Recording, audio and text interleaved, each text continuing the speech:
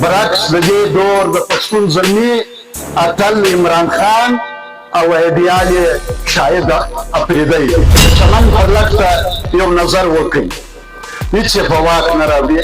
لکن خپل پاسپورټ رسمي کول مقدس بولي او یو وجود دوی ټوټې کول غواړي خوشحال خان خټک د پاکستان شاعر یا رحمان بابا کې شاعرین نظریه پاکستان چاته کارډ ورکړي په چا ټوپک وځړوه چاته تاریاک او د کابلي موټرانو د قاچاق دنده په لاس ورکړي اوس غواړي د چین څخه د نورو ډالرو راټولولو لپاره جنوبي پښتونخوا د یوې نوي ډالري جګړې ډګر وګرځوي د ټیم پاسپورټ رسمي کول یوازې د پښتنو افغانانو اقتصادي قتل عام نه بولي دا د فاشست ریاست نسلي قتل عام بولي او پی ټي ایم خپل ولس ته دا شعور ورکوي چې جګړه ډالري ده خو د جګړې میدان یې د پښتونخوا خاوره ګرځولې ده مطالعه پاکستان په وسیله د پښتنو څو نسلونه په ذهني توګه مفلوج او د خپل تاریخ ژبې کلتور او جغرافیا څخه پردي کړل اوس زرګر څوک دي پاکستانی فوج او که پښتون بڼې د بلبل بې عنطلیبه رنځورانې بې دوا او بې طبیبه څه په لوږه څه په تبه څه په تیغ مري ورک سه د پښتون خواره نصیبه ناپوهي خواره خواري ده او پښتون دی ناپوهي خواره خواري ده او پښتون دی کور یې وران کار یې ګډوډ او بې ترتیبه لاس یې یو ځای سر یې بل ځای پښه یې بل ځای پښتانه ټوټې دي بې ترکیبه له تېرو څلورو لسیزو چې چیرې هم پښتانه افغانان استوګن دي خاوره یې په خپلو وینو خړوبه ده د پښتنو افغانانو پر خاوره څه روان دي او د چا د لاسه روان دي پنجابي ذهنیت لرونکي استخباراتي پوځي او پالیسي سازه ادارې هڅه کوي چې پښتانه افغانان نړیوالو ته د ترهګر په توګه وروپېژني د پښتنو افغانانو پر خاوره جګړه ډالري ده او تجارتي ده لکن شکلونه یې وربدلوي کله د بلیډ واټر نوم ورکړي کله یې ګریټ ګیم یا ستره لوبه ونوموي او کله یې د قبایلي خونریزیو په بڼه پلانوي خو ادب یې د پښتنو پر غوڅو ککریو کنډوالو د پښتنو قدرتي شتمنۍ لوټل وي او ډالري جګړه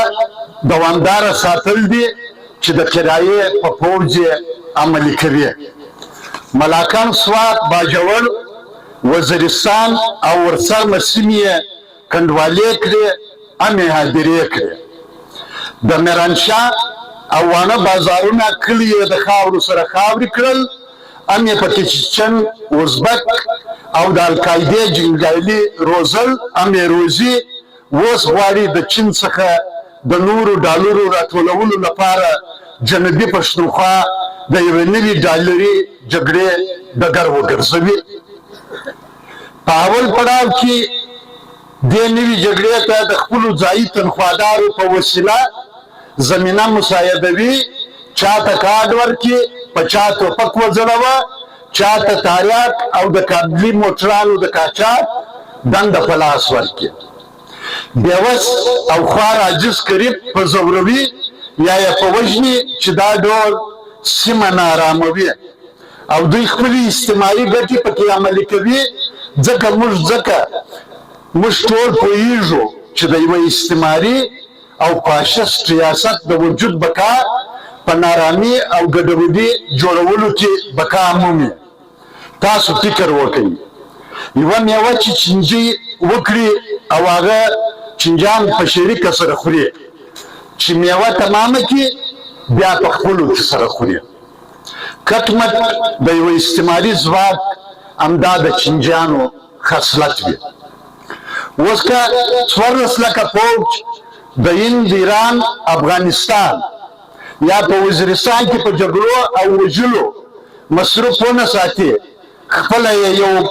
یو پر بله سره راړوي او انشاءالله دغه ورځ به موږ او تاسو وینو. د پښتنو پر خاوره یې د روزګار ټولې دروازې وتړلې یا یې په خپلو تنخوادارو په قبضه کړل. د چمن پر لټ ته یو نظر وکړئ، هېڅ یې په واک نه راوړي، لکن خپل پاسپورټ رسمي کول مقدس بولي او یو وجود دوې ټوټې کول غواړي. د چمن پر لټ ته که علي وزیر راځي نیول کېږي، مقدمې پر جوړېږي او په مشکل ترین حالاتو کې د چمن پر لټ ته مشر منظور احمد پښتون ځان رسوي، هم ټکان باندې کېږي، هم یې په میاشتو په جیلو کې ساتي. نور باچا، ملک مجید کاکر، رحمت غرسنی او نور ملګري په ګړنګ کې راګرځوي، پر لټ ته یې نه پرېږدي. ولې؟ ځکه پی ټي ایم پاسپورټ رسمي کول یوازې د پښتنو افغانانو اقتصادي قتل عام نه بولي، دا د فاشست ریاست نسلي قتل عام بولي او پی ټي ایم خپل ولس ته دا شعور ورکوي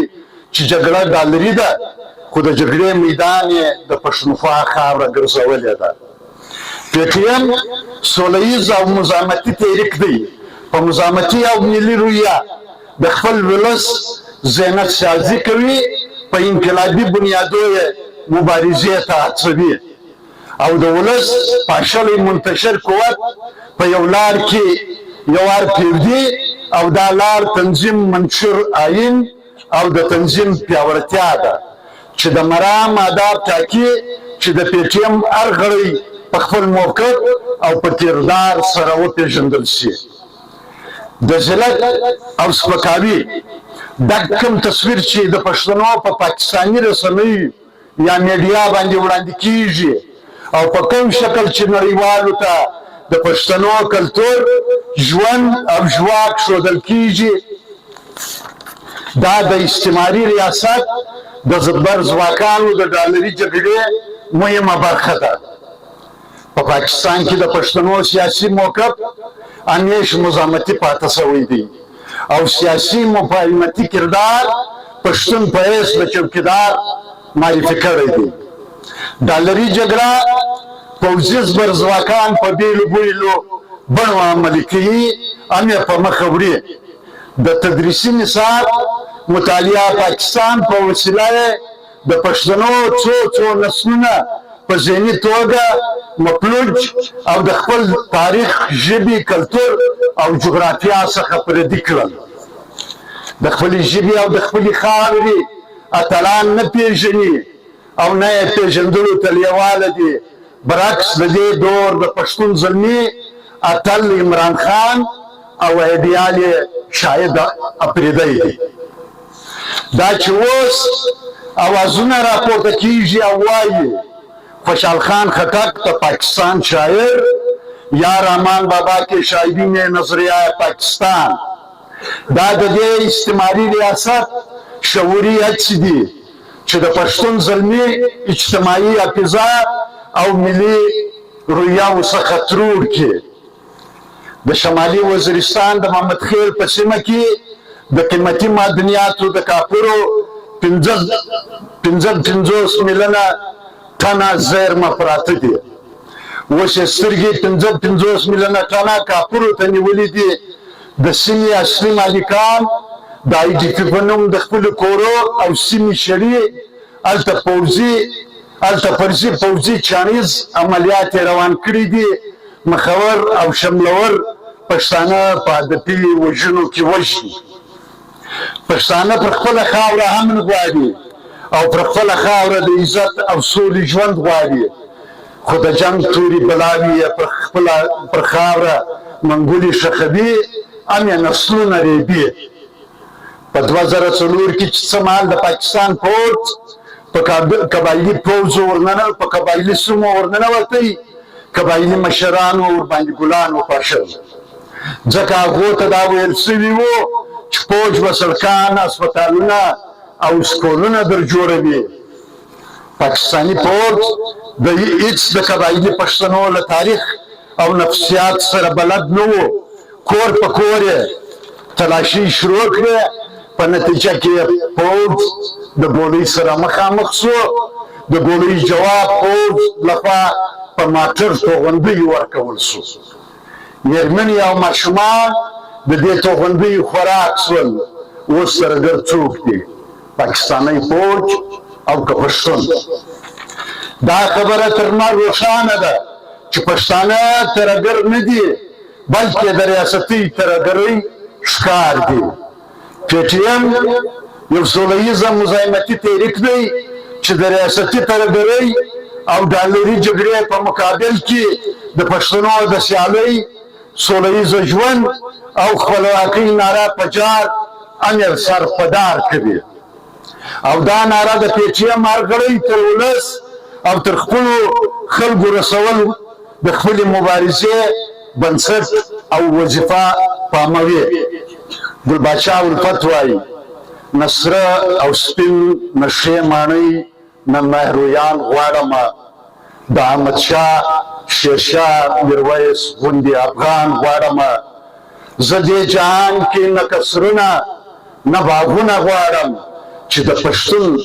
حق مني هغه جهان غواړم. ډېره